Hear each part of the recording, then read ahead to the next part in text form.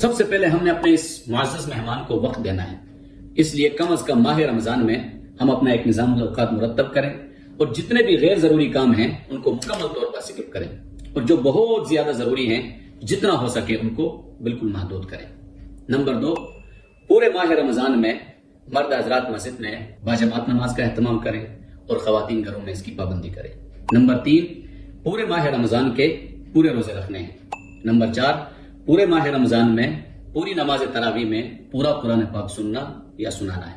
Number 5، پورے ماہ رمضان میں اپنے پڑوسیوں کو، اپنے عزیز و اقربا کو، بالخصوص اپنے نادار اور مالی اعتبار سے کمزور فیملیز کو مکمل طور پر مالی سپورٹ کرنا ہے۔ نمبر 6، پورے ماہ رمضان میں روزانہ افطار کے وقت بلا ناغہ پورے عالم اسلام کے مظلوم مسلمانوں کے لیے، بالخصوص اس وقت جہاں جہاں مسلمان ظلم کی چکی میں پس رہے ہیں، ان مظلوم مسلمان ماؤں، بہنوں، بچوں، بوڑھوں اور جوانوں کے لیے خصوصی دعائیں کرنی ہیں۔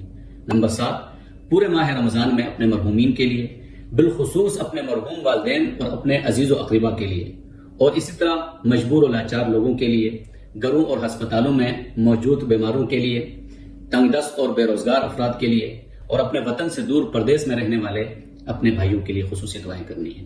نمبر 8، پورے ماہ رمضان میں نوافل، تسبیحات، ذکر و اذکار، تلاوت قرآن اور کثرت استغفار کا اہتمام کرنا ہے۔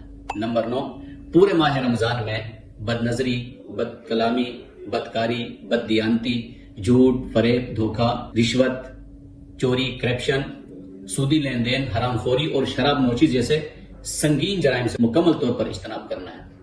اور نمبر 10، پورے ماہ رمضان میں اس ماہ مقدس کے فضائل اور اس کے انوارات و برکات سے خود کو اپڈیٹ رکھنے کے لیے اس چینل کو سبسکرائب کرنا ہے۔ ہائی موٹیویشنل ویڈیوز کو دیکھ کر اور سن کر خود کو موٹیویٹ رکھنا ہے۔ اللہ پاک ہم سب کو اس ماہ مبارک کا کامل نور نصیب فرمائے۔ ملتے ہیں ماہ رمضان میں۔ السلام علیکم۔ رمضان قد أهل بالصيام وأطل مسعدا أهلا وخلا ليته في كل حين رمضان قد أهل بالصيام وأطل مسعدا أهلا وخلا ليته في كل حين